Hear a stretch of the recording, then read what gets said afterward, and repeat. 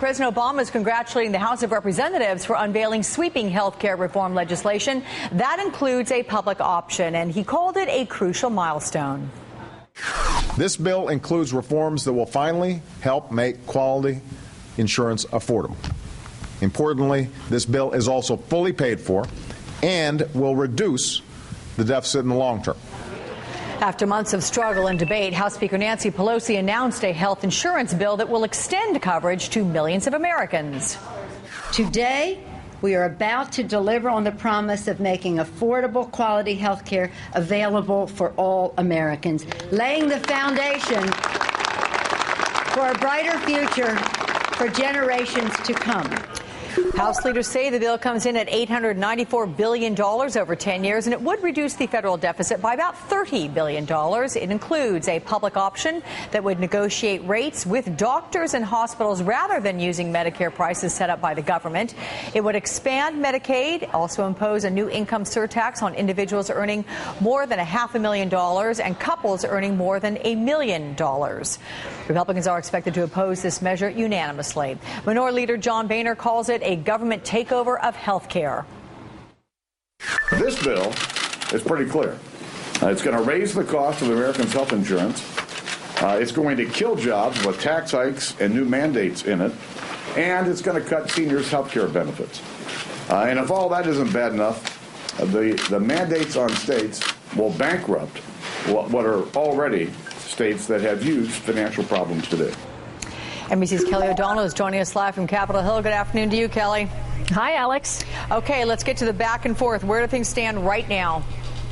Well, on a very big day like this, you have two very different camps. There was a lot of celebration on the Capitol steps because Nancy Pelosi and her team really have been through a tough negotiating battle to get to the point where she was able to put this House bill out in public, up for debate. Now, on the Republican side, they are now looking for the ways that they can argue that this is not the right plan. So very, very different arguments.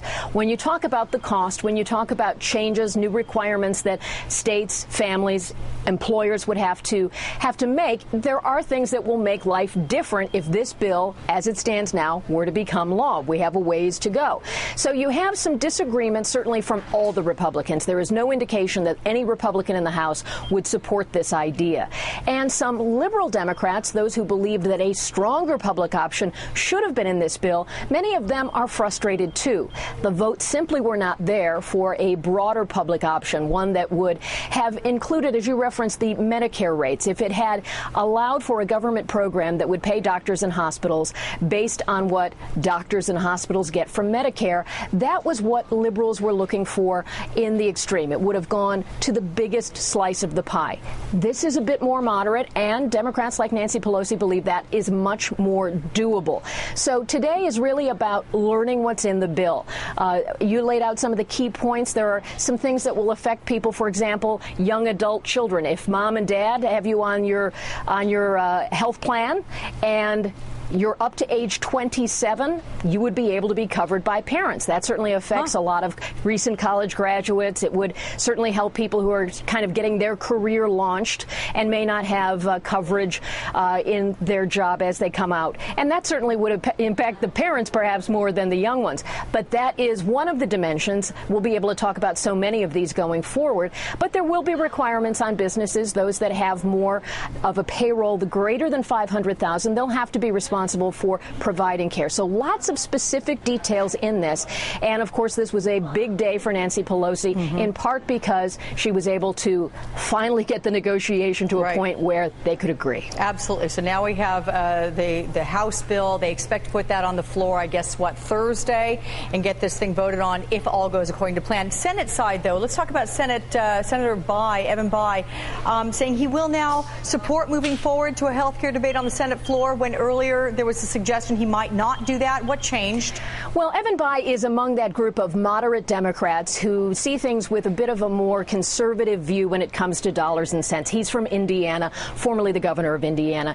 He did not want a public option and still says he does not want a public option. But this is a two-step process. The first vote, which they require 60, gets a bill to the floor, and then the debate and the amendments can begin. So Bayh is agreeing to go along with Harry Reid for for that first vote. And then Bai says, as others have, that he will try to change it, adjust it, make improvements as he sees them through the amendment process. So it's about the strategic procedural work of the Senate, and everything done here is certainly steeped in heavy procedure. Some of that becomes political tactic, and some of it allows for these opportunities to adjust a bill. So Bai is still against a public option, but willing to begin the debate. Alex? Okay. Kelly O'Donnell on Capitol Hill. Thanks, Kelly.